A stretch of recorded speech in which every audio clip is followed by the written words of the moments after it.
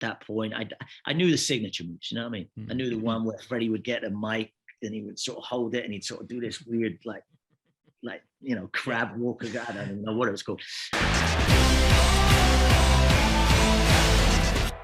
This is a hell of a fact to start our chat on, which is at age 13, your acting debut was playing Freddie Mercury in the video for Queen's The Miracle. Fact or fiction? Sort of both. It wasn't my acting debut. It's certainly a fact. I was the first person to play Freddie Mercury. I was 13 years old, but that was probably about my 5th, 6th, or 7th professional gig. I'd already been working since I was 11. Wow. So you started at 11 and it's just, okay. The reason that I feel justified in talking about this, do you get asked about this a lot? All the time. Yeah. So I'm coming at this from the angle that I was 10 years old when you were doing that in 1989. And I exclusively listened to Queen. I was like, in my own world, I was the biggest Queen fan that ever existed. Love that. Were you a fan beforehand?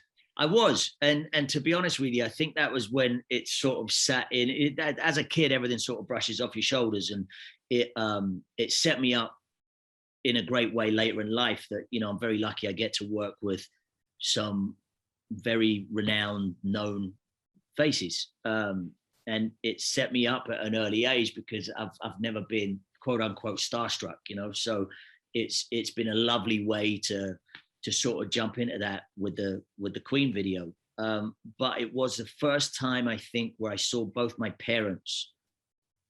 They were excited that I was working as a kid, but also, you know, they were great parents. So they took their time with it and just sort of let me settle into it and didn't make a huge deal out of it, which was great. You know, it kept me humbled and my feet on the ground.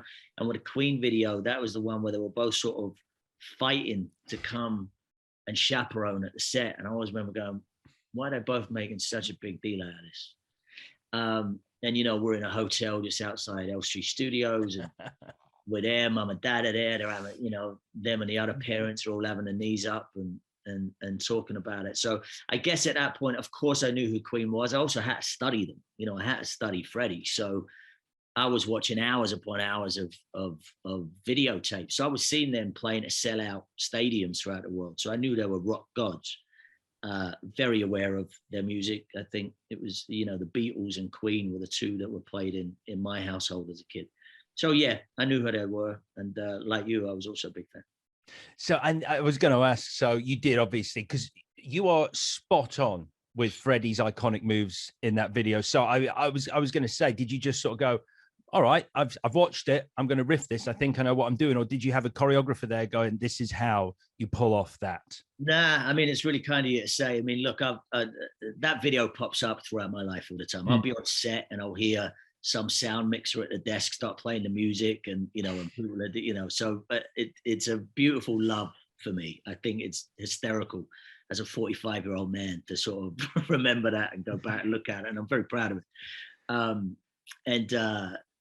that story's followed me for years. I remember roommating with a dear pal of mine in LA for a while. And that was like the move when we were single and young and, you know, troublemakers, but we'd, you know, meet a couple of girls and we'd end up hanging out. He would start showing that video like that was the closer, which is weird. If you really think about it, the weird closer. But it was like, you know, and it was this look of shock and awe and horror. And then, wow, that's really cool from these impressionable young but yeah, you know, there was never choreographed. No, in fact, the whole video is completely ad-libbed, I guess. I had, you know, I was flinging myself around the floor like a rag doll, I guess, in the auditions. And then I had to rehearse with a band. So I was there with Brian and John and Roger.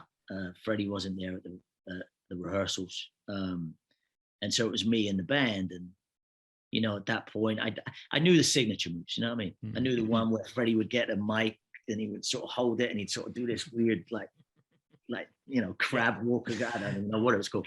So there was a few signatures. I was like, all right, I know. And he flings his arm down, he puts his arm, you know, and you know, there's a few signature ones that I would do. And then, yeah, we just shot for 2 days.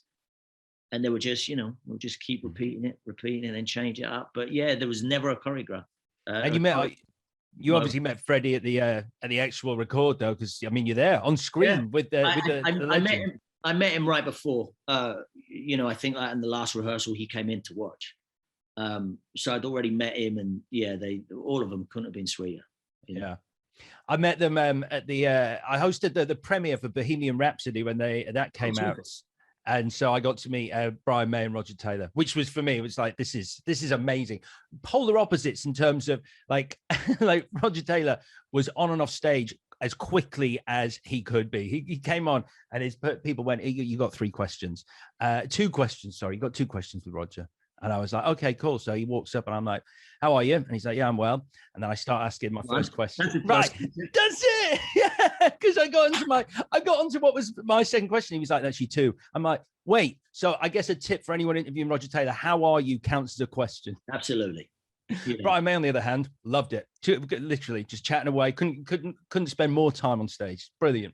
Roger to me was also he was like he was a real rock star. And as a 13-year-old kid, I loved this dude wearing sunglasses. Yeah. He had his sort of wavy hair. He was always talking to the ladies, having a good time. I was like, this guy knows how to start. Now Brian was just a gentleman, just a complete and utter sweetheart. Knows that they hit the lottery, and it was a good bunch. Yeah, Roger, like you, Roger was the one I wanted to be. So I mean, you touched on this because I was going to say, I wondered if it did help, having, obviously it was like a music video and you were kind of having fun freestyling, but having something like that, because you worked consistently after that, like you kept, you had like little parts in this, that, like the British Empire and